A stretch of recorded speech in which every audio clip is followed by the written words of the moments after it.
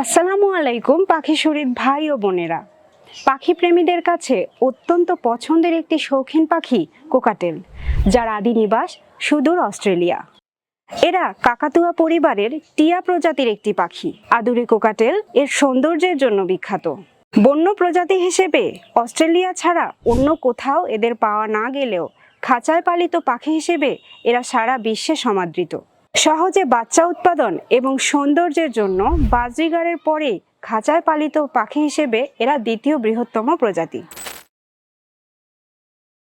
বন্য কোকাটেল শুধু ধূসর বর্ণের হয়। শৌখিন পাখি পালকদের দীর্ঘদিনের অক্লান্ত পরিশ্রমের ফলে এদের এখন অনেক মিউটেশনের সৃষ্টি হয়েছে। এদের মধ্যে lutino, fawn, grey, rubino, white face, silver প্রভৃতি উল্লেখযোগ্য। পৃথিবীতে 14 ধরনের কোকাটেলের মিউটেশন পাওয়া যায়। বাংলাদেশে সব না পাওয়া গেলেও মোটামুটি 8 থেকে 10 ধরনের মিউটেশন পাওয়া যায়। এর মধ্যে সবচেয়ে জনপ্রিয় মিউটেশন হলো লুটিনো। আপনি যদি জাস্ট পোষ মানানোর জন্য কোকাটেল পালতে চান, তাহলে আমি পরামর্শ দেব গ্রে মিউটেশন পালন করার জন্য। গ্রে মিউটেশনের পাখিগুলো অসুস্থ কম হয় আর ভালো শীষ দিতে পারে। অ্যালবিনো মিউটেশনের পাখিগুলো পুরোটাই সাদা কালারের হয়, দেখতে সুন্দর হয়। সবচেয়ে সুন্দর হলো ভি পাইটগুলো, সারা শরীর সাদা বা হলুদ, পিঠে ভি আকৃতির গ্রে কালার। এগুলো সবচেয়ে দামি মিউটেশন। খাঁচাবন্দি কোকাটেল সাধারণত 10 থেকে 25 বছর বাঁচে। এদের আয়ুষ্কাল সাধারণত নির্ভর করে খাবার, পরিবেশ আর ওড়ার জায়গার উপর।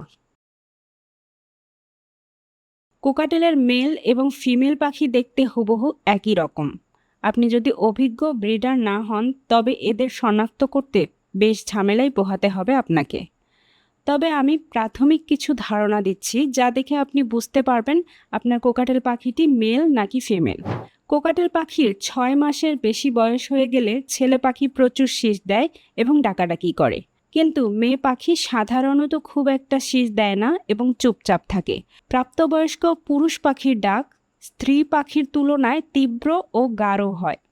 বয়স বাড়ার সাথে সাথে পুরুষ পাখির মাথা, গলা ও মুখমণ্ডলে হলুদ ও কমলা রং স্পষ্ট হয়ে ওঠে এবং গালের কমলা রংটি মেয়ে পাখির তুলনায় বেশি গাঢ় হয়। এ সময় দেহের নিচের দিকে মেলানিনের পরিমাণ বেড়ে যাওয়ায় লেজের পালকের হলুদ রঙগুলো অদৃশ্য হয়ে যায়। মেয়ে পাখির লেজের 2 প্রান্তের পালক একটু হলদেটে হয়, যা ছেলে পাখির ক্ষেত্রে হয় না।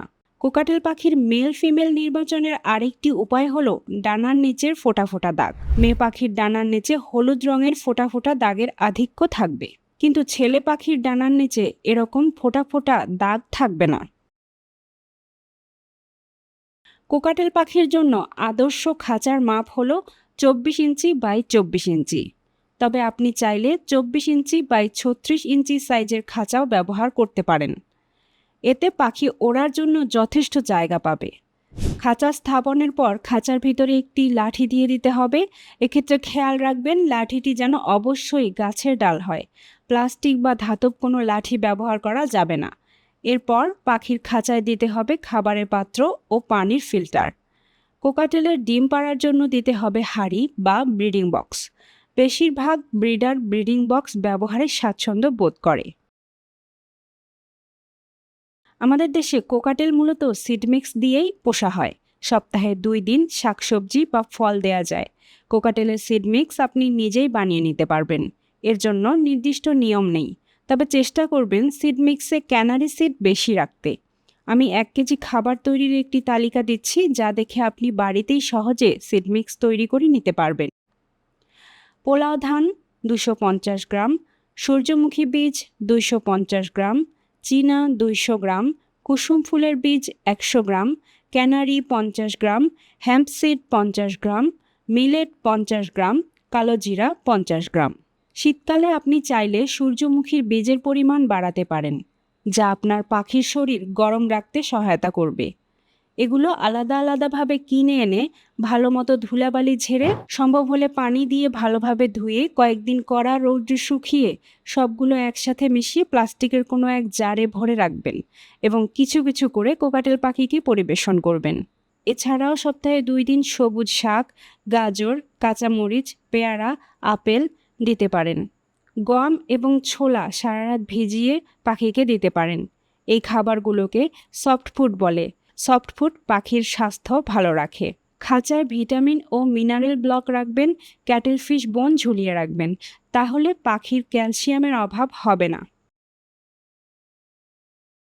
এই পাখি 10 থেকে 11 মাস বয়সেই পরিণত পাখির মতো আচরণ করলেও এদের প্রজননের ভালো সময় হলো 1.5 থেকে 2 বছর বয়স।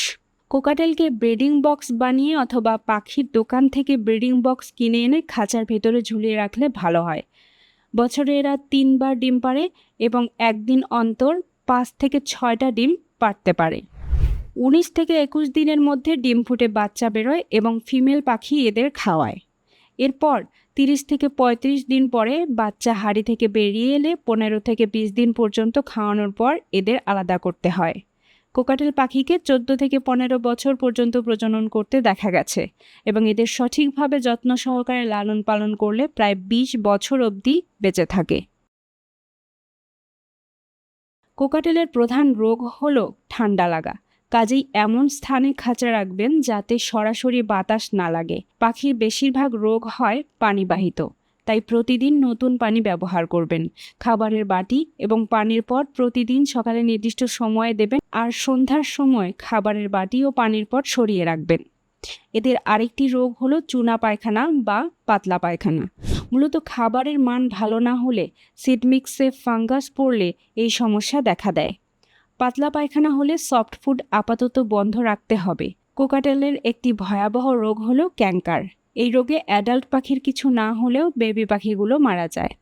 প্রতি সপ্তাহে অন্তত 2 দিন পাখির খাঁচা ও পায়খানা ট্রে পরিষ্কার করবেন। আপনি যদি কোকাটেল পালতে চান তাহলে আগেই এর সম্পর্কে বিস্তারিত জেনে শুনে বুঝে তারপর পাখি কিনুন। ঝোঁকের বশে পাখি কিনে ফেলবেন না, আবার দোকান থেকে পাখি কিনবেন না। দোকানদাররা দাম বেশি রাখে। অনেক সময় অসুস্থ পাখি আপনার কাছে সেল করবে। খাঁচা ছোট দেবে, শুধুমাত্র চীনা আর ধান খাওয়াতে বলবে। পাখিকে বড় খাঁচায় রাখুন, পরিষ্কার পানি ও সিড মিক্স খেতে দিন, তাহলে আপনার পাখি অসুস্থ কম হবে, আপনার জীবনকে আনন্দময় করে তুলবে।